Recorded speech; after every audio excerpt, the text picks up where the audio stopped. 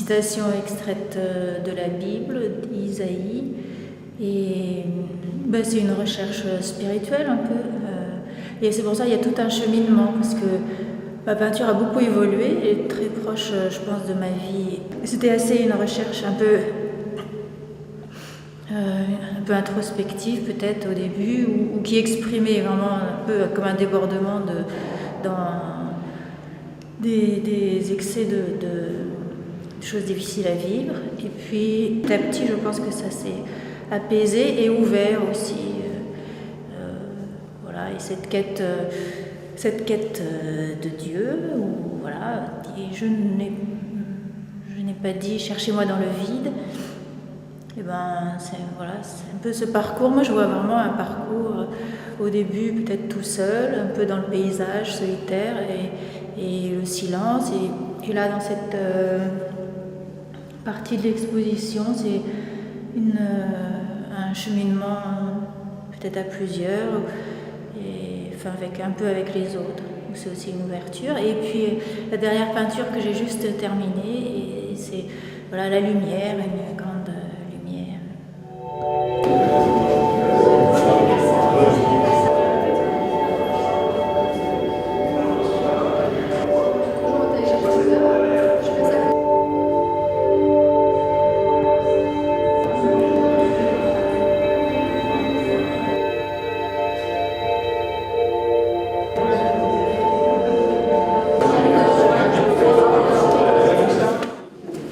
Bien, bonsoir.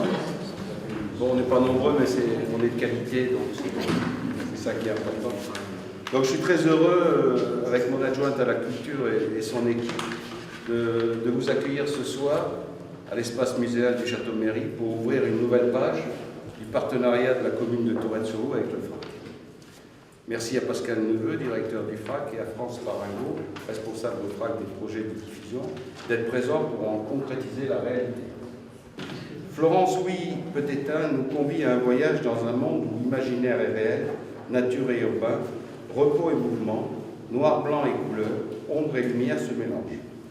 Ces œuvres donnent ainsi aux visiteurs l'opportunité de rassembler les antinomies, les oppositions et les extrêmes dans une même réflexion où chacune et chacun d'entre nous peut trouver dans son subconscient la perception du monde qui l'entoure.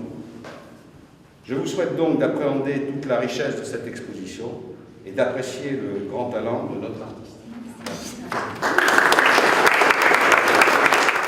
Merci Monsieur le maire pour votre accueil. Et puis c'est un plaisir renouvelé à chaque fois de se retrouver à Tourette-sur-Loup. C'est devenu un lieu emblématique pour le FRAC aussi en termes de diffusion de la collection, de projets, puisqu'on est régulièrement chaque année présent sur ce territoire.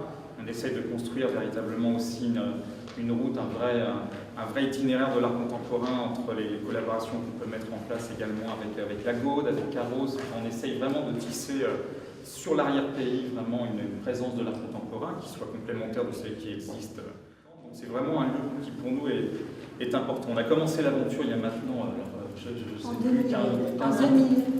16 ans, on a commencé quasiment à 16 ans. travailler sur un projet en 2000 et la première exposition c'était 2001. Voilà, c'est 16 ans de projet. On a évolué dans ces projets pour en arriver à des projets monographiques. Et c'est vrai que trouver des espaces de cette qualité qui permettent aussi à un artiste de pouvoir montrer son travail, et pas uniquement les pièces qui ont été acquises ou qui ont pu être acquises par le FRAC à un moment donné, mais de coller vraiment à une actualité du travail.